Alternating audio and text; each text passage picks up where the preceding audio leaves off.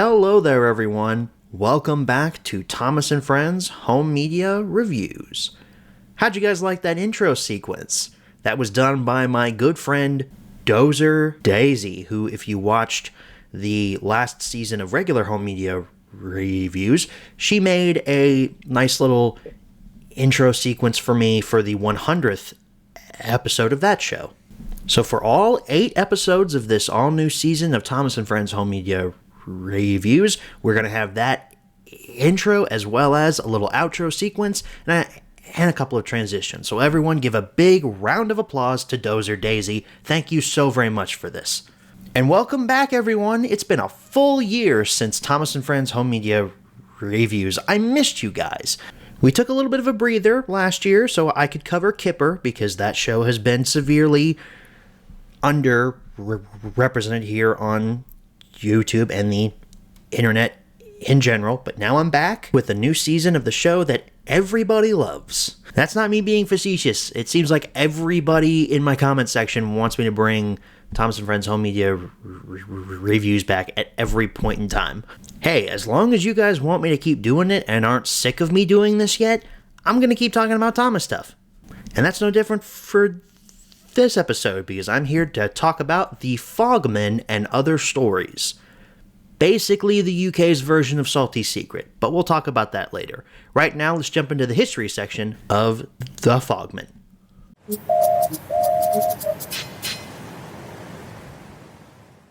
So The Fogman first hit UK and Irish drawer shelves back in October of 2002. Surprisingly enough, it had both a DVD and a VHS release in 2002. That's weird to me.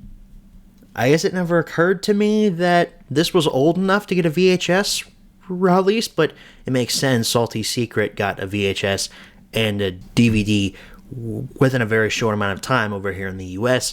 I guess it never occurred to me too, because I don't own any UK VHSs of Thomas. I'd love to have some. I wouldn't be able to watch them, but hey, it'd be nice to have. And interesting too how this one was also released in Ireland. I don't know why I find that interesting. It just kind of piqued my interest. Like, oh, this was available in another country by the same name? That's kind of fun. About 2 years later, in 2004, The Fogman was reprinted on DVD, but not in the way that you'd think. It was repackaged into a super special 2 DVD set with The Chocolate Crunch, which I believe is the UK's version of Percy's Chocolate Crunch. It also says here on the wiki page, on the trivia section, that this is the first DVD box set released in the United Kingdom. So if anyone cares to correct me in the comments, go ahead, but that's what I'm going to go with. We wouldn't see the Fogman on store shelves for another 5 years over in England. March 9th of 2009 was the last time that the Fogman was reprinted and available on store shelves. And again, it's another 2-pack. But this one should sound familiar to you, because I believe we talked about this one when we covered The Very Best of Thomas and Friends. Because that's the release that the Fogman was packaged with. If I don't say that, someone's going to get really confused. And if I didn't cover it back during The Very Best of Thomas and Friends, I'm sorry, I missed it. As far as history goes, that's it for the Fogman. No other releases beyond its singular VHS, its singular DVD, and then a couple of 2-packs. Surprising, though, that this one lasted up until about 2009. It's so weird to think now that 2009 is over like a decade at this point. It's more like, I think it's 15-something years since then? That's crazy to me. Time flies, man. But that wraps things up for the history section. Let's move right along to the close-up.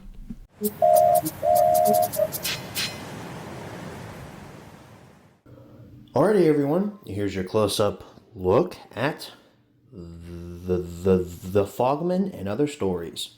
Starting off here at the top, all new stories in a silver color there, although the moon up there kind of obscures some of the O and RIES there, so it just looks like all new Stowe.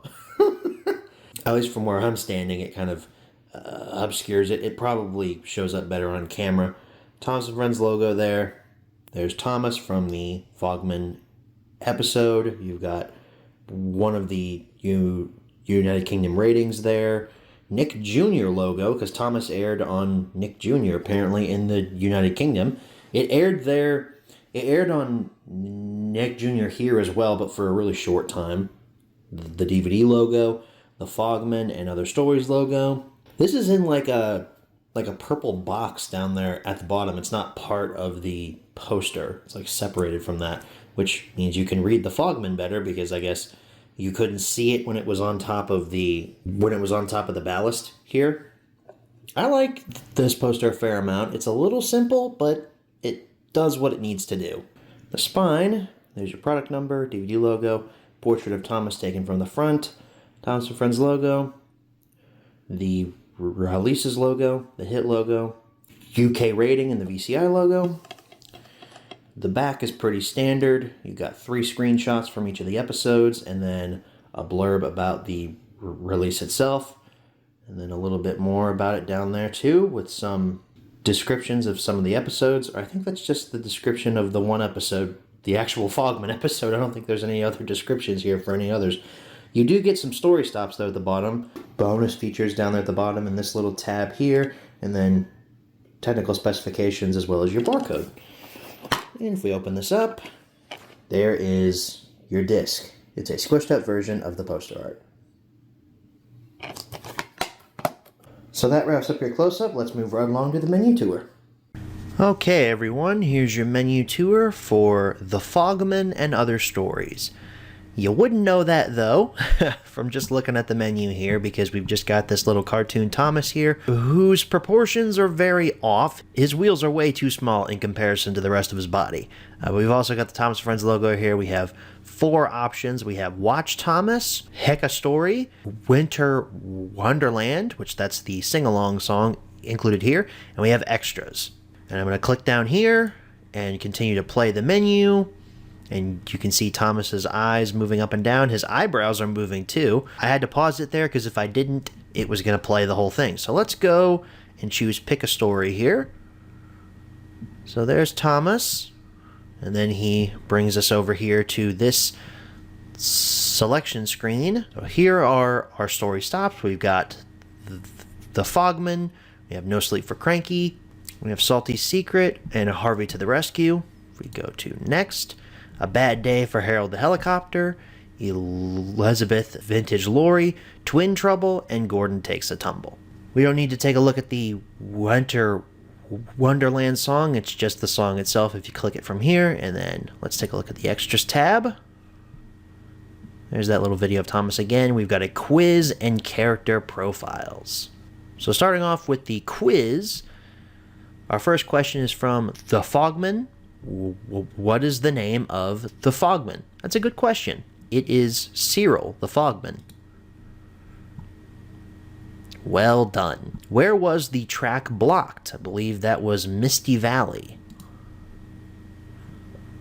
Some questions here for No Sleep for Cranky. What is the name of the docks? That would be Brendam Docks. What did Cranky drop on the tracks? He dropped some pipes.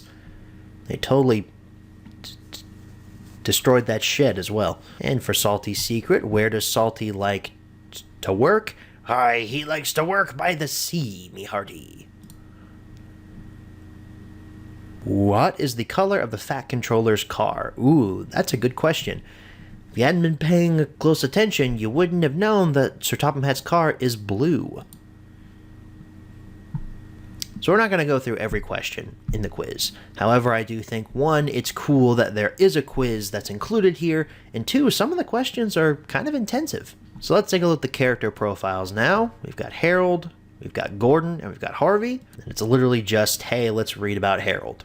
You can pause the video here to read about Harold if you want to. And then just for fun, let's go ahead and show Gordon's. Again, you can pause and read that if you want to. And Harvey's profile. So that pretty much wraps things up for the menu tour. Let's go ahead and head on back and answer the 5 main questions as always. Alright, so we're back from the close-up. Now it's time to answer the 5 main questions, as always. Number 1. Where can you pick this product up? Are you going to be shocked when I tell you it's online retailers? You can't find the Fogman on store shelves, especially not over here in the United States, and definitely not in England. Number 2. Is this product still being printed nowadays?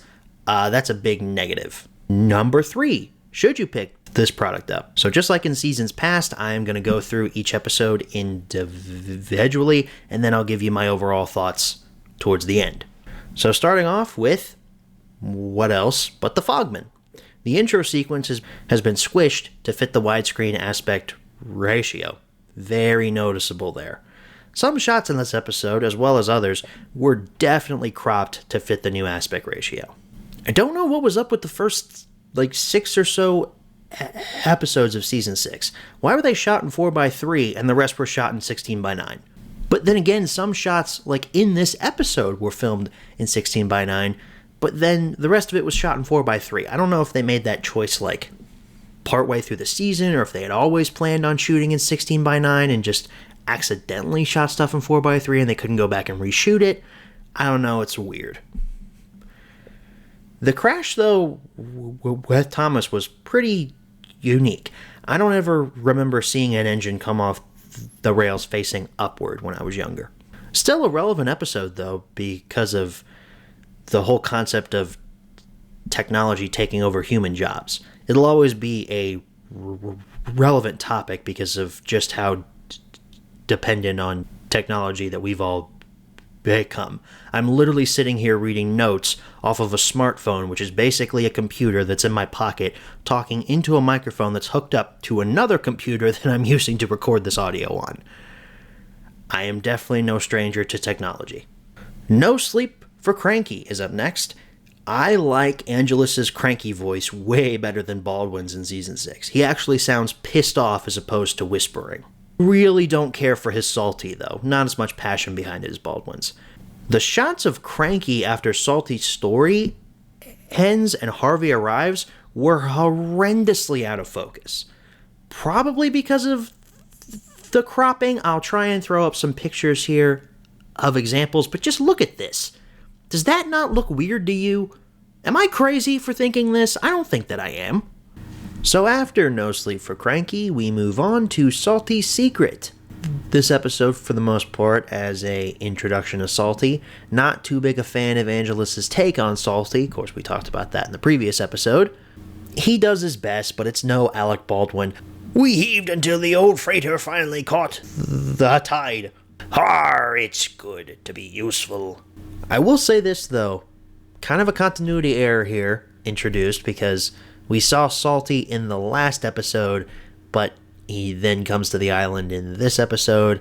I understand why you want to switch this around. You put the Fogman first because that's the title episode. You want that to be front and center. But then why switch around Salty's Secret and also Harvey to the Rescue? Why put No Sleep for Cranky in front of those two episodes as opposed to after, when those two characters are actually introduced? I really like the opening music for Salty's Secret as well. To my knowledge, I haven't seen any fan recreations of that online, but I would like to hear that without the engine sound effects and the narrator and all that stuff. The music at the beginning of this is really good. Moving along to Harvey to the Rescue. What was up with that line delivery for Birdie? Vroom, vroom. It's not short and sweet like vroom, vroom, like over here in the US. It's really drawn out. Laughs pretty hard at that one. Not a lot of thoughts on this episode either. My opinion on most of these has changed very little. There's just a couple of little things that I want to talk about here. So we'll move on to A Bad Day for Harold the Helicopter. Always enjoyed this episode because of the crash. Again, unique with how Harold lands in the haystack and the fact that it's Harold crashing and not an engine. Always left an impression on me as a kid. This line made me laugh. The signal engineers didn't know how long it would take to fix. Do these engineers work for the state government? That's our go-to excuse when we don't want to work on something. I don't know how long it's going to take to fix. Next up is Elizabeth, the vintage lorry. And just a side note here, when I was a kid, I knew someone named Lori. She went to my church, and I always thought that in the episode Horrid Lori, the Loris were female. I didn't know why Alec Baldwin was giving them all male voices. So imagine my shock when I discovered later in life that, oh no, English people call trucks lorries. Okay, that's odd. I got everything wrong. So this episode cemented the idea that side rods are actually called coupling rods. Of course, I've been informed now that that's the incorrect terminology, but can you blame me for calling them that for all these years? I wish they would have explored Thomas and Elizabeth's dynamic throughout the rest of the series. I don't think the two ever interact again after this episode. Maybe once or twice, but there's a lot of potential here that's just left on the cutting room floor.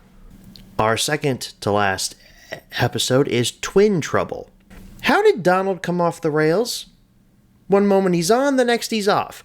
The narrator never specifically says he hit something that made him come off of the rails, but maybe he jumped the rails because of the cartwheels or something? I don't know. At least Angelus actually does the Scottish accent. I really don't like how this episode characterizes Donald and Douglas. It makes them seem like they can't function without each other.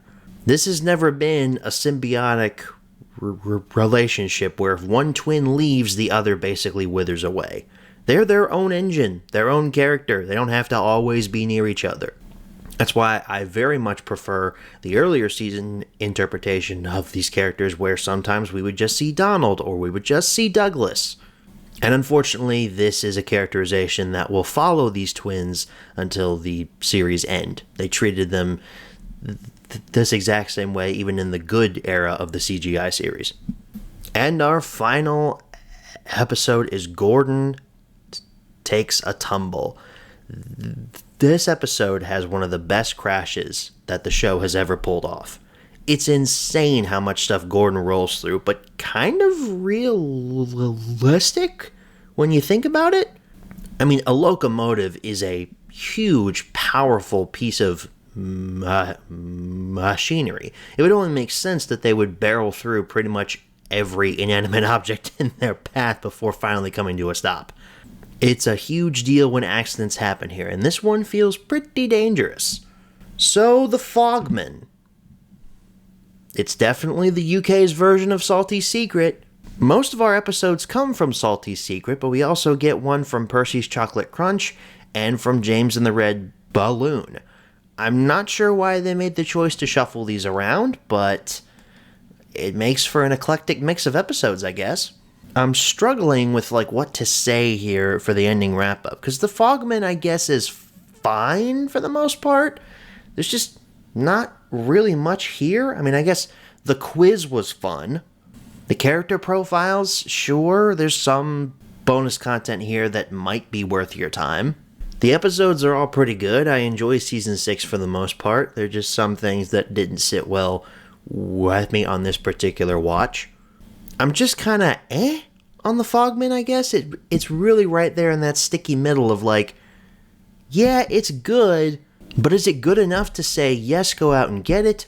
Or is it bad enough? Or is it just not good enough to say, don't waste your time? I'm going to eke it over to the side of, yes, you should seek it out. So that's a green arrow, I suppose. Because I'm way too forgiving in this series sometimes. And I don't want to start the season off on a bad note. So, hey, you know what? The Fogman, you just barely squeaked by with a green arrow. Number 4, where should you pick this product up? Same answers as number 1. Definitely try to find it online. And number 5, what price should you pay? Well, upon my research, the Fogman isn't worth a lot if you live in the UK. If you live over here in the US and you're not buying it from some sketchy seller who doesn't provide actual photos of the item, so you don't know what condition it's in prior to it arriving, you're going to be paying probably about $20 to $30, and that's including shipping. I don't have prices for the 2-packs, because to be honest, I just don't see them for sale a lot on eBay, so I wouldn't feel right throwing a price out there for either of them. Well, folks, that wraps up the first official episode back of Thomas & Friends Home Media Reviews. I gotta say, it feels good bringing the show back. I've had a ton of backlog here thanks to Dan. He's provided at least another season's worth of content after we get done with this one, so thank you in advance, Dan. So if you saw my little skit to announce with intrigue a few weeks ago, you know which release is coming up next. But if you somehow missed it, I'll go ahead and tell you here. It's Peep Peep Hooray, 3 Cheers for Thomas. The UK's version of Thomas's Sodor Celebration. I hope you guys are hyped up for that. Thank you all so very much for watching, and I will see you all in the next video. Good night, everybody.